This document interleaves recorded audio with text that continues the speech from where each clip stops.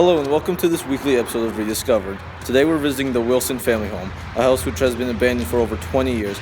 Well, the Wilsons are knocking it down due to structural insecurity. They're letting us shift through its history one final time, and I can't wait to find some of the secrets hidden inside.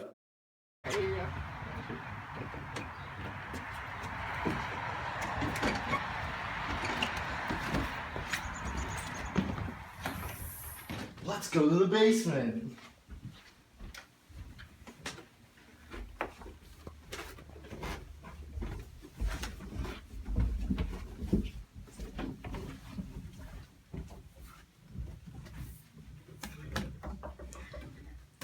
Hey, what's this?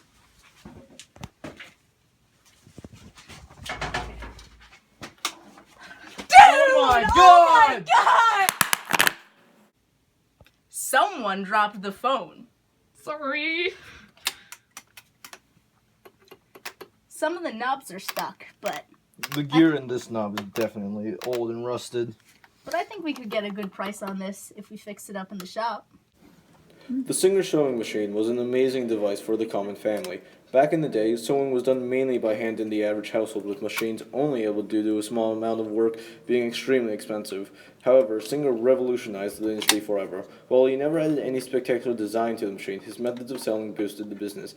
Singer sold the machines in an installment buying system, something which allowed most families to buy the product. As a result, Singer got filthy stinking rich, and the sewing machines became a common family item. So I think we struck it pretty big with our find in the basement, but I have a feeling there's more to find. So we're going to check out the workshop and see what we can find there. This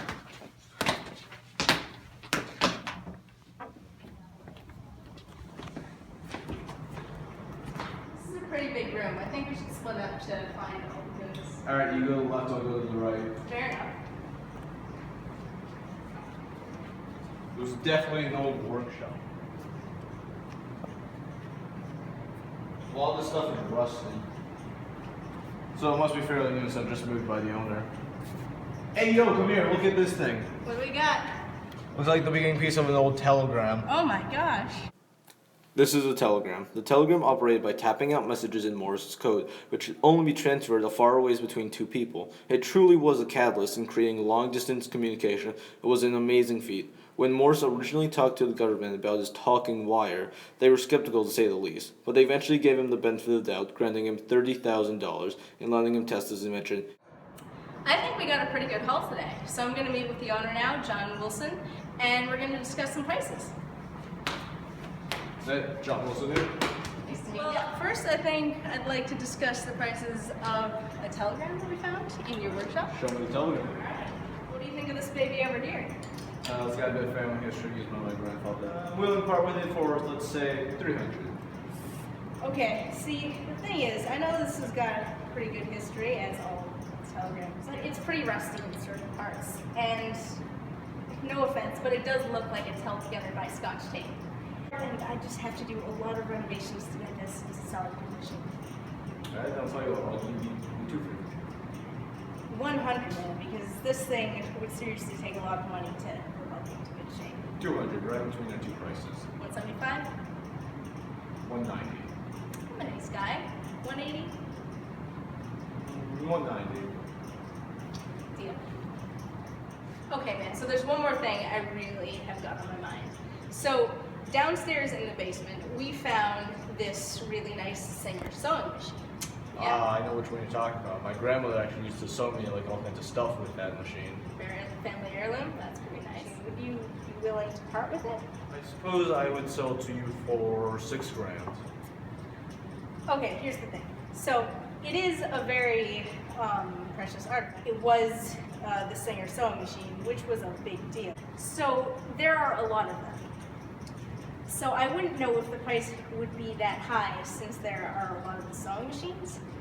And it's kind of out of order. We can't really use it. We'd have to take it back to the shop. We'd have to maybe replace some of the knobs, give it a paint job. So would you be willing to part with it for something more like $4,000?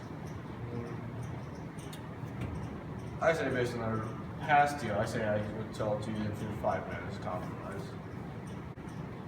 Alright, $5 grand sounds good. It's a wrecking ball. So we took her back to the shop, fixed her up with a nice paint job, fixed some of the gears, and we're hoping to get a pretty good profit. We got it for roughly $5,000, and we spent roughly a good $300 fixing it up with all its gears, getting a new paint job.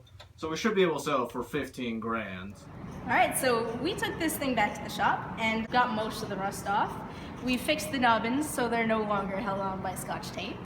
And it's honestly almost in working order. I think we could get a good $300 on this one. That deal was a steal then. Mm-hmm.